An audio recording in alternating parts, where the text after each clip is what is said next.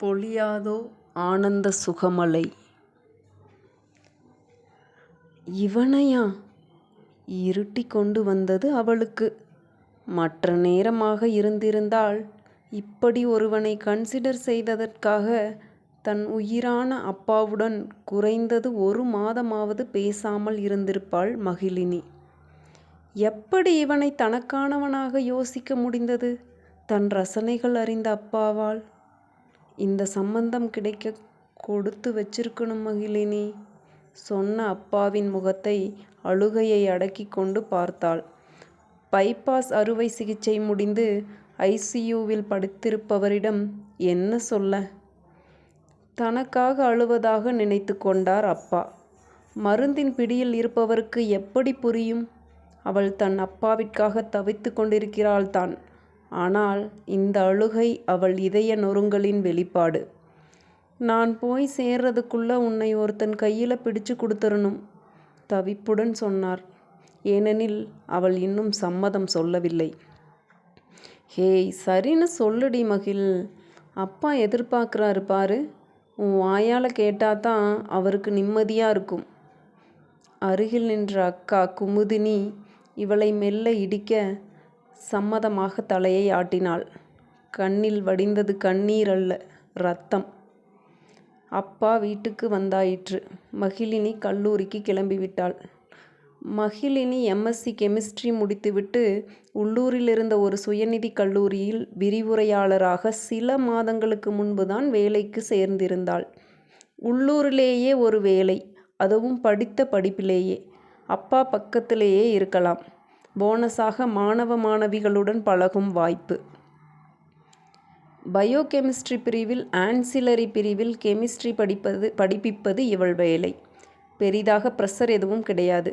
மகிழினி விரும்பி சேர்ந்து ரசித்து செய்யும் பணிதான் இது. ஆனால் இன்று நரகத்திற்கு கிளம்புவது போன்று இருந்தது.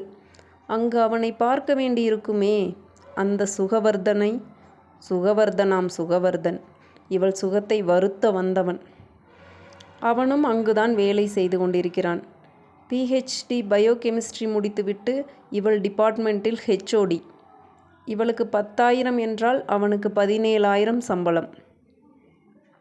அவளது வீட்டு சூழலில் பல வகையில் இது பொருத்தமான சம்பந்தம், நல்ல சம்பந்தம் என்றும் சொல்லலாம். மூத்த மகள்கள் இருவரையும் திருமணம் செய்து கொடுத்ததில் அப்பாவின் சேமிப்பு 3/4 கரைந்தது எனில் அம்மாவின் மருத்துவ செலவில் முழுவதும் போயிருந்தது. அம்மாவும் பிழைக்கவில்லை. மிச்சம் இருப்பது 2 படுக்கை அறைகள் கொண்ட இவர்களது வீடு மட்டும்தான். கடைசி மூச்சு வரை அதில் இருக்க வேண்டும் என்பது அப்பாவின் ஆசை. உள்ளூரில் இவள் இருந்தால் அது சாத்தியம். எந்த மகளோடும் உடன் தங்க அப்பாவிற்கு விருப்பமில்லை. ஆனால் அருகில் ஒரு மகளாவது வசித்தால் அடிக்கடி பார்த்து கொள்ளலாம். அது அவருக்கும் அவர்களது பிள்ளைகளுக்கும் நிம்மதியாக இருக்கும் என்பது அவரது கருத்து. காரணம், மற்ற இருவர்களை விட இவருக்கும் மகிழினிக்கும் ஏராளமான ஒத்த சிந்தனை, ஒரே ரசனை, அற்புதமான புரிதல். அம்மா இருந்தபோதும் கூட மகிழினிக்கு அப்பாதான் உலகம். அந்த அப்பாவிற்காக இன்று மனதை இறுக்கிக் கொண்டு ஸ்கூட்டியை ஸ்டார்ட் செய்தாள். கல்லூரியில் இவளது டிபார்ட்மெண்ட் ஸ்டாஃப் ரூமில் நுழைந்தாள். எதிர்பட்டான் அவன். அடக்க முடியாத ஆர்வத்துடன் சிறு புன்னகை அவன் முகத்தில் தெரித்தது. மெர்சி ஆண்டி மூலம் இவள் ஓகே சொன்ன விஷயம் சென்று சேர்ந்தது போலும். அந்த ஆண்டியைத்தான் உதைக்க வேண்டும். யார் அதற்குள் சொல்ல சொன்னது? சோடா புட்டி வழியாக பார்க்கிறானோ?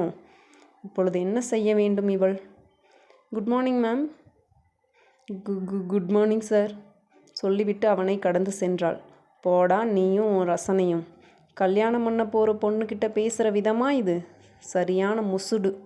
மனதிற்குள் வசைப்பாடி கொண்டே சென்று தன் இருக்கையில் அமர்ந்து கொண்டாள். அவளை ஆக்கிரமித்தது அவன் பற்றிய சிந்தனை. பெரிய கருப்பு பிரேமுள்ள ஒரு சோடா புட்டி கண்ணாடி, வெள்ளைக்கு பக்கத்தில் வரும் ஒரு வெள்ளிய நிறத்தில் ஒரு முழுக்கை சட்டை, அதுவும் அவன் அளவில் இல்லாமல் தோளில் வடியும்.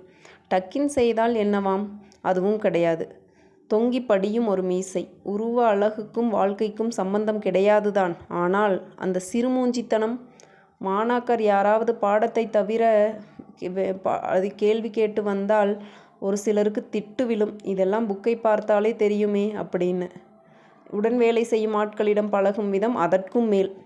யாருடனும் சண்டை போட்டதில்லையே தவிர ஒரு வார்த்தை தேவைக்கு மேல் பேசியதில்லை. எப்பொழுதாவது இவர்கள் கதை கவிதை பற்றி பேசி சிரித்தால் அவன் நிமிர்ந்து பார்க்கும் விதத்தில் இவர்கள் வாயை மூடிக்கொள்வார்கள். இவளும் காவ்யாவும் தான் பெண் லக்சரர்கள் இவள் டிபார்ட்மெண்ட்டில். காவ்யாவுடன் தான் இவளுக்கு அதிக நேரம் செலவாகும். அதில் பெரும்பாலான நேரம் காவ்யா இவனை கிண்டல் செய்வதில்தான் கழிப்பாள். இப்பொழுது விஷயம் தெரிந்தால் அவள் இவளையும் சேர்த்து என்னவெல்லாம் பேசுவாளோ. காவ்யா மட்டுமா, மொத்த மாணவ மாணவியருமே பிரிவுக்கு ஒரு பெயராக வைத்து ஓட்டுவது வழக்கம். இவளிடமே கூட அவர்கள் அதை சொல்லி சிரித்ததுண்டு. இப்பொழுது இவளை என்ன சொல்வார்கள்? கோணக்கண்ணனுக்கு 2 தங்கச்சி, ஒருத்தி விடோ, அவளுக்கு 2 பொண்ணு, அடுத்தவர் டிவர்ஸி, அவளுக்கு மன வளர்ச்சி இல்லாத ஒரு குழந்தை. அதான் இவன் எப்போதுமே இப்படியே தெரிகிறான். மாணவன் ஒருவன் இவன் சிரியா முகத்திற்கும் கஞ்சத்தனத்திற்கும் சொன்ன விளக்கம் ஞாபகம் வந்தது. கோணக்கண்ணன். யார் அவன் மேஜை எதிரில் போய் நின்றாலும் அவன் விழி நிமிர்த்தி பார்க்கும் விதத்திலேயே அவன் அந்த சந்திப்பை விரும்பவில்லை என தெரிவிக்கும் விதத்தில் இருக்கும் அவன் பார்வை. அதற்கு ஸ்டூடெண்ட்ஸ் வைத்த பெயர்தான் இந்த கோணக்கண்ணன். அதுதான் போகட்டும் என்றால் கருமி. அவனை விட கம்மியாக சம்பளம் வாங்குபவர்கள் உடுத்தும் விதம் என்ன, பயன்படுத்தும் பொருள் என்ன, இவன் ஏன் இப்படி இருக்கிறான்? கடன் இருக்குமோ? கையில் வைத்திருக்கும் ஒரு லேப்டாப்பை தவிர உருப்படியாய் ஒரு மொபைல் கூட கிடையாது. ஒரு பாடாவதி மொபைல், வாட்ச் கூட கிடையாது. அந்த லேப்டாப்பும் காலேஜில் இருந்து கொடுத்தது என்றனர் மாணவர்கள். ஒருவேளை அந்த மாணவன் சொன்னது போல் இவன் குடும்ப சூழல் ரொம்பவும் மோசமோ? அதை பற்றியெல்லாம் விசாரிக்க அவளுக்கு விருப்பம் இல்லை. இவளுக்கே தெரியும் என நினைத்து அப்பாவும் சொல்லவில்லை போலும். எது எப்படி இருந்தால் என்ன, கல்யாணத்தை தடுக்கும் வாய்ப்பு இவளுக்கு இல்லை. இனி இங்கு வேலை செய்ய முடியுமா? எல்லாரும் என்னவென்ன பேசுவார்கள்? வேலையை விட்டுவிடலாமா? ஆனால் இருவர் சம்பளம் இல்லாமல் எப்படி குடும்பம் நடத்துவதாம்? அதுவோடு ஒவ்வொரு பைசாவிற்கும் அவனிடம் போய் நிற்பதா? நோ வே. ஒருவேளை இப்படி இருக்குமோ? இவள் சம்பளத்திற்காகத்தான் இவளை திருமணம் செய்து கொள்கிறானோ? ஒருவேளை என்ன ஒருவேளை, அதுதான் நிச்சயம். இவள் எதெல்லாமோ நினைத்து நொந்து புலம்ப இன்னும் கொதிநீர் சாய்த்தது நாட்கள் என்னும் இவள் வேரில். கல்லூரியில் அறிந்தவர் தெரிந்தவர் இவளுடைய திருமணம் விஷயம் தெரிந்து இவளிடம் துக்கம் விசாரித்தனர். பலர் திருமணத்தை மறுக்க சொல்லி ஆலோசனை கொடுத்தனர். இவள் சூழல் காரணமாக அவர்கள் ஆலோசனையை மறுக்க காதல் திருமணம் என வதந்தி பரவியது. நொந்து போனாள் மகிழினி. காவ்யா இவளிடம் பேசுவதையே நிறுத்தி கொண்டாள். நான் சொன்னதை அவரிடம் போட்டு கொடுத்து விடாதே, எனக்கு இந்த வேலை ரொம்ப முக்கியம் என்ற மன்றாட்டோடு. இவளிடம் கேலி கிண்டலாக பேசி மகிழும் மாணவ மாணவியர்கள் கூட அஃபீஷியலாக பேச்சளவில் நிறுத்தி கொண்டனர். பிராக்டிக்கல் ஸ்மார்ட் ஹெச்ஓடி கையில் இருக்கிறதே, இப்பொழுது இவள் இவருடைய ஆளாயிற்றே. சிடுமூஞ்சி நம்பர் 2வாக இவளை பார்த்தது கல்லூரி. இவளிடம் முன்பு போல பேசிய ஒரே நபர் அந்த சுகவர்தன் தான். ஹெச்ஓடி என்ற முறையில் அவன் பேசும் அதே விஷயங்கள், அதை தாண்டி ஒரு கமா கூட கிடையாது. மகிழ்மா, நம்ம மாப்பிள்ளை ரொம்ப தங்கவானவருமா, நிச்சயதார்த்தம் கூட வேண்டாம், நேரடியாக கல்யாணம் வச்சுக்கலாம் அப்படின்னு சொல்லிட்டாரு. நிச்சயம்னா நமக்கு கூடுதல் செலவு. நம்ம நிலைமை அவரே புரிஞ்சுக்கிட்டு எதுக்கு தேவையில்லாம அப்படி என்றார். கல்யாணத்தை உடனே வைக்க சொல்லிட்டாரு, கேட்காமலே உதவுற குணம் அவருக்கு என அப்பா கூறிக்கொண்டே இருந்தார். அவனுக்கு உதவும் குணமா? கல்லூரியில் நடந்த ஒரு நிகழ்வு ஞாபகத்திற்கு வந்தது. அனாதையாசிரமம், முதியோருக்கு உதவுதல் போன்ற ஏதாவது ஒரு விஷயத்திற்காக கல்லூரியில் ஒரு குழு மாணவர்கள் அவ்வப்போது பணம் வசூலித்து கொடுப்பது வழக்கம். அப்படி ஒரு முறை வசூலித்தவர்கள் இவனிடம் வந்து கேட்க இவன் கடித்து குதறிய விதத்தில் அந்த பழக்கத்தையே விட்டுவிட்டனர். இப்பொழுது இவர்கள் வீட்டிற்காக இவன் உதவுகிறானாம். கருமி. நிச்சயதார்த்தம் என்றால் அவனுக்கும் செலவுதானே, அதனால் நிறுத்தியிருப்பான். நீங்க வேறப்பா, நிச்சயம் அப்புறம் கல்யாணம்னா இவர் இன்னும் எவ்வளவு நாள் காத்திருக்கணும்? இதுன்னா மகிழினி உடனே அவர் வீட்டுக்கு போயிடுவாள். அவித்த பாசிப்பயிரை கிண்ணியில் இட்டு நீட்டிய மூத்த அக்கா யாழினி சொல்ல, எல்லாம் காதல் படுத்தும் பாடு. அப்பா ஆனந்தமாக சொல்லி சிரித்தார். தலையை குனிந்து கொண்டாள் மகிழினி. காதலா? அழுகை அடைத்து கொண்டு வந்தது. இவள் சம்மதம் அறிந்த முதல் நாள் அவன் முகத்தில் இருந்த சிறு ஆர்வத்தை தவிர இன்று வரை அவன் அதே சிடுமூஞ்சிதான். திருமணம் 1 மாதத்தில் என முடிவாகியது. இப்பொழுதெல்லாம் வகுப்பு நேரம் தவிர மற்ற நேரம் எல்லாம் தனிமைதான். கல்லூரியில் அவளது பிரிய கவிதை தொகுப்புகளில் தலையை நுழைத்து கொள்வாள் மகிழினி. நெருப்புக்கோழி உதாரணம். அன்றும் அப்படித்தான் கவிதை மலையில் நனைந்து கொண்டிருந்தாள். அழைத்த அலைபேசியை யார் என பார்க்காமல் இணைப்பை ஏற்க இறங்கியது இடி. அவளது அப்பா இறந்து விட்டார். எப்படி வீடு வந்து சேர்ந்தாள்? அவளுக்கு என்ன நேர்கிறது என தெரியாமல் 3 நாட்கள் கடந்தன. அவளுக்கு சற்று சுயம் புரியும் நேரம்.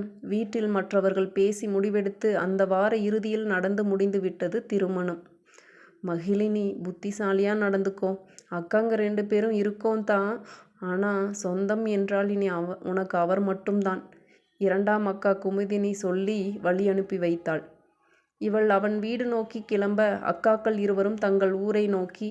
அதிக விடுமுறை எடுத்திருந்ததால் இதற்கு மேல் இங்கு இருக்க முடியாது அவர்களால். அத்தனை ஏமாற்றமும் சேர்ந்து ஏனோ அவன் மேல் கோபம் பொத்து கொண்டு வந்தது மகிழினிக்கு. அவன் மனம் வலிக்க ஏதாவது செய்ய வேண்டும் என ஒரு வேகம். நான் இனிமே வேலைக்கு போக மாட்டேன், காரில் வைத்து அறிவித்தாள். அவனோடு அவள் பேசிய முதல் சொந்த விஷயம். சரிம்மா, உன் இஷ்டம். எதா இருந்தாலும் யோசிச்சு நிதானமாக செய். வீட்டில் போய் பேசுவோமா? பார்வையால் டிரைவரை சுட்டி காண்பித்தான். இவள் எதிர்பார்த்தது போல அவன் எகிராததே இவளுக்கு ஏமாற்றமாக இருந்தது. மெல்ல அவள் வலக்கையை பற்றியது அவன் இடக்கரம். அவள் கையை அவன் வலக்கரத்திற்கு கொடுத்தது.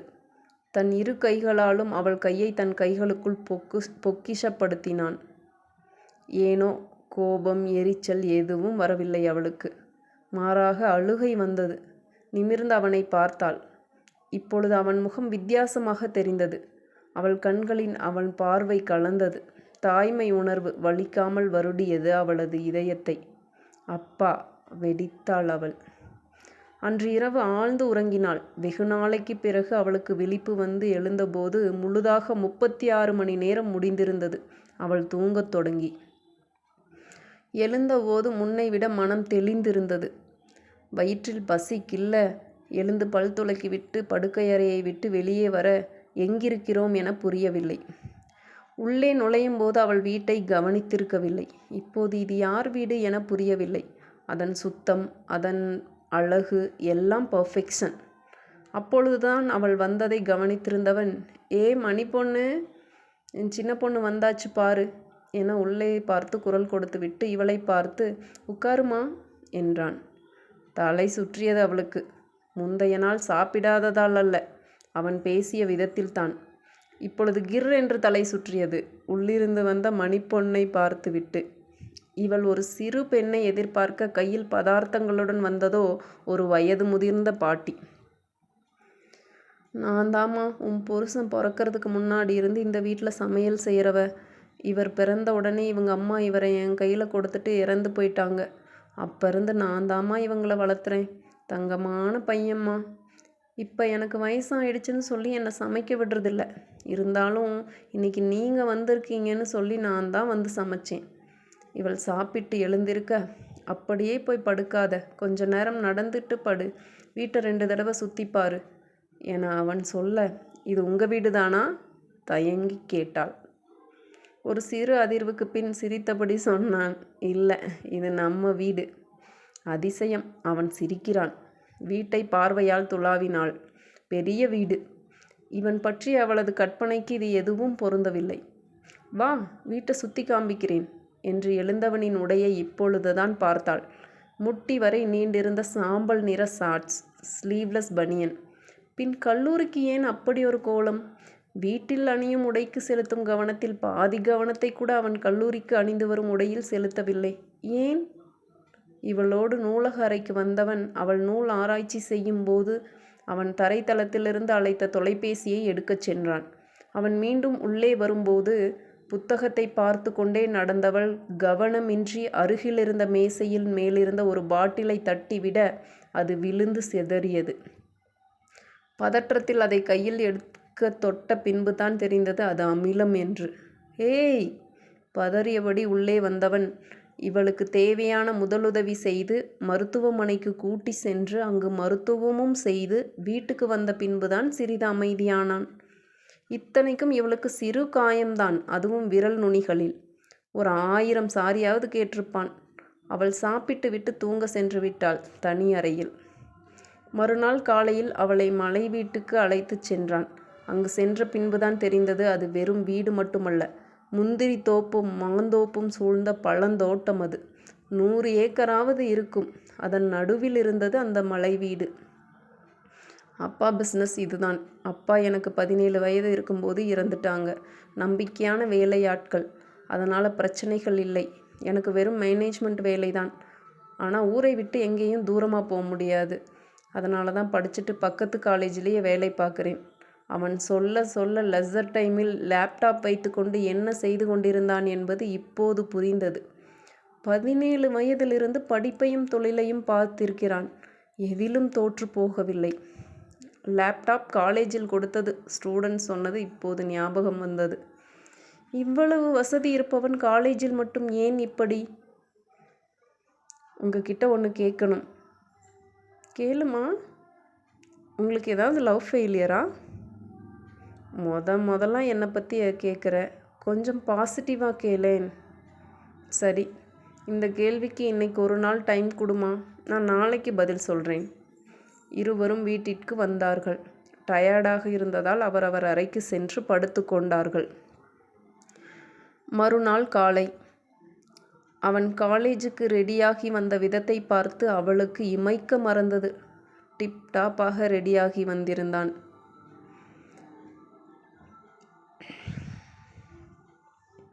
இருவரும் காலேஜுக்கு கிளம்பினார்கள். 2ஆம் பீரியட் லேபில் உள்ள அறையில் உட்கார்ந்திருந்தாள் மகிழினி.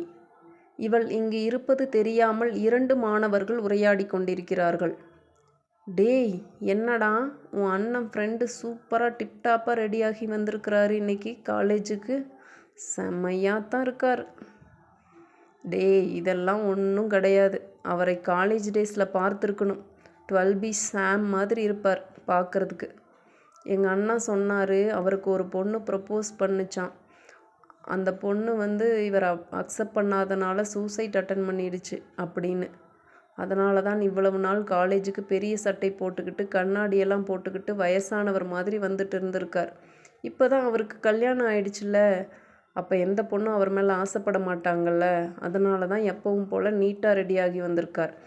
யார் கவனமும் தம் மேலே வரக்கூடாதுன்னு சொல்லி தான் இவ்வளவு நாளாக இப்படி நடந்துட்டு இருந்திருக்காரு. உனக்கு தான் தெரியுமே, அவர் வந்த நாளிலிருந்து அந்த வர்ஷா குரூப் செய்கிற அட்டகாசம். இப்போ வரைக்கும் டவுட்டுன்னு சொல்லி தேவையில்லாமல் போய் அவர் முன்னாடி நின்றுக்கிட்டு ஏதாவது கதை சொல்லுவாங்க. அதனால தான் அவர் டவுட் கேட்க போனால் கூட அப்படி திட்டுறார்.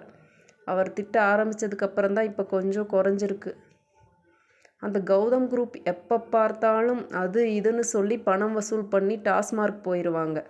ஒரு தடவை அவரோட ஆர்ஃபனேஜுக்கே பணம் வசூல் பண்ணி தரதா போய் சொல்லி பணம் எல்லாம் வசூல் பண்ணி போயிட்டு டாஸ்மார்க்கில் தண்ணி அடிச்சிட்டாங்க.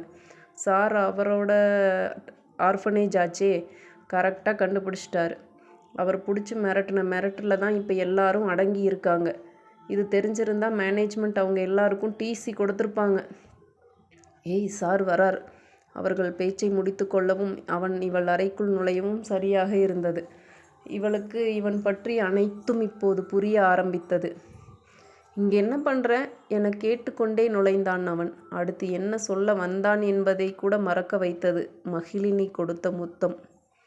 சில நொடிகளில் மெல்ல விலகியவளை வீட்டுக்கு வா, கவனிச்சுக்கிறேன் என்றான். அவனை இறுக்கி அணைத்தாள். இது காலேஜ் டி ஆனந்தி. இவ்வளவு நாள் அடக்கி வாசித்து சம்பாதித்த பெயரை தாரை வார்த்து விடாதே. மெல்ல விலகி அவனை பார்த்தாள். அவள் பெயருக்கு அதுதானே அர்த்தம். அப்படியென்றால் அவன் அப்படி அழைப்பது சரிதானே? அன்று இரவு அவர்களது அறையில் ஆனந்தி, இவளது அபிமான கவிஞன் ஆனந்தனின் கற்பனை காதலியின் பெயர். இவள் நேரம் கிடைக்கும் போதெல்லாம் ஆனந்தன் என்பவரது கவிதைகளை படிப்பாள். அவளுக்கு மிகவும் பிடிக்கும் அவரது கவிதைகள். உண்மையை சொல்லப்போனால் அந்த ஆனந்தனை பார்க்காமலே காதல் செய்கிறாள் இந்த மகிழினி. ஆனந்தனின் கவிதை புத்தகத்தை கல்லூரியில் படித்தபோது அவன் முறைத்ததாய் ஒரு ஞாபகம். கவிஞர் ஆனந்தன் என்று அவன் வாங்கிய பட்டங்கள் பரிசுகள் எல்லாம் அங்கு சுவரில் தொங்கிக் கொண்டிருந்தது. அதை பார்த்த பின்புதான் அவளுக்கு புரிந்தது, இவன்தான் அந்த கவிஞன் ஆனந்தன் என்று. அவளுக்கு வந்த ஆனந்தத்திற்கு அளவே இல்லை. அனைத்து கோணங்களிலும் தான் விரும்பியவனாய் தெரிந்தான் இப்போது. அவர்களது சுகமான வாழ்க்கை பயணம் தொடங்கியது. முற்றும்.